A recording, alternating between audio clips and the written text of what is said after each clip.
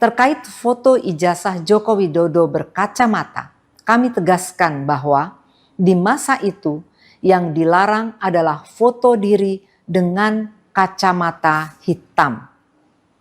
Hal ini sesuai dengan pengumuman yang dikeluarkan oleh pembantu rektor bidang pendidikan dan pengajaran, penelitian dan pengabdian pada masyarakat tanggal 3 November 1984. UGM juga memiliki arsip ijazah lainnya yang menunjukkan foto diri berkacamata. 9. Pernyataan ini untuk menyampaikan kebenaran sebagai tanggung jawab UGM dan tidak untuk membela satu pihak pun secara tidak proporsional. 2025 dengan ini dinyatakan dibuka dan terbuka untuk umum. Komisi Informasi Pusat menggelar sidang pembacaan putusan sela soal sengketa informasi publik soal dokumen ijazah Presiden Joko Widodo terkait permohonan dokumen ijazah Jokowi kepada Polda Metro Jaya.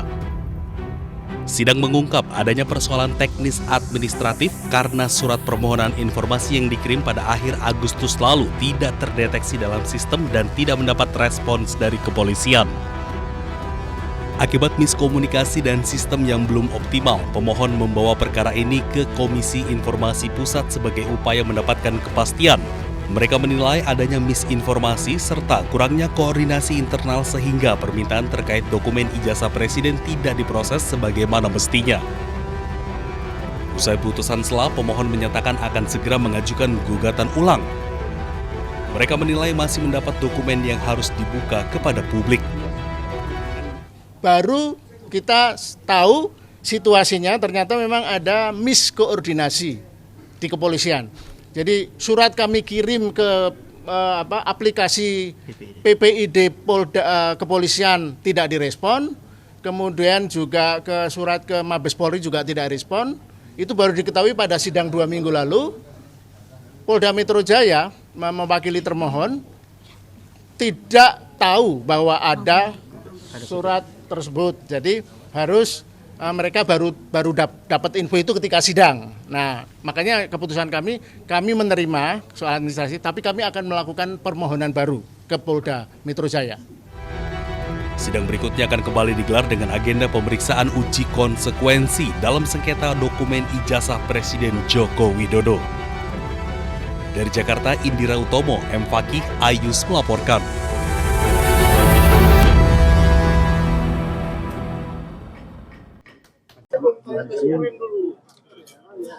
Tapi Mas Roy, aku tanya itu mereka tuh akses ke Jokowi kan enggak, emang enggak. Serius? Iya. Aku tahu caranya Jokowi.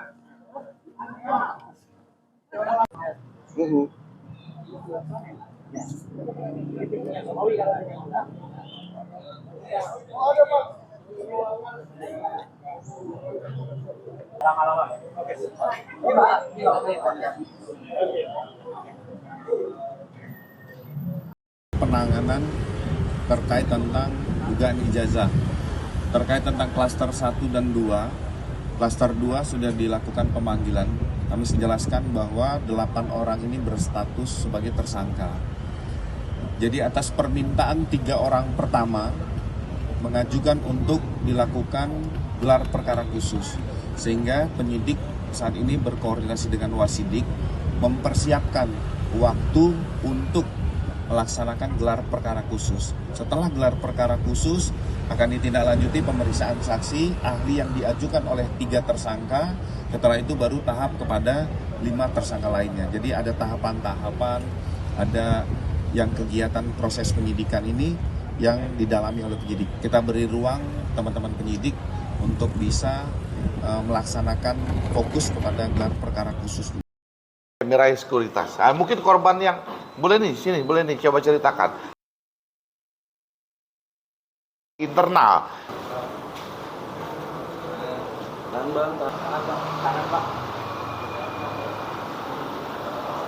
Menit ratusan. Dan ini tidak pernah dilakukan oleh klien kami. Harusnya pihak aplikasi dia, server dia. Aplikasi dia, server dia. Inilah kita makanya kalau mau Itu mesti lihat-lihat lah security. Ntar keluar lagi. Gimana? Gua masuk sama rombongan. Dari mana? Dari luar kan.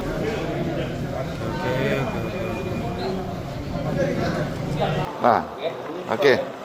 Sini. Nah itu tuh. Jawabnya bulan Maret 2025. Jonathan, tahun berapa kejadiannya? 2025 Tahun 2025, bagaimana? tanggal 10 September. Klien kami itu menaruh uangnya akan bentuk saham di Sekuritas Mirai.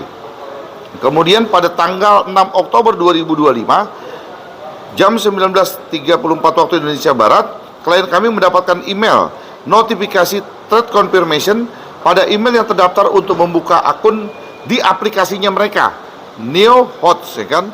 Yang dimana bahwa klien kami tidak pernah melakukan transaksi itu.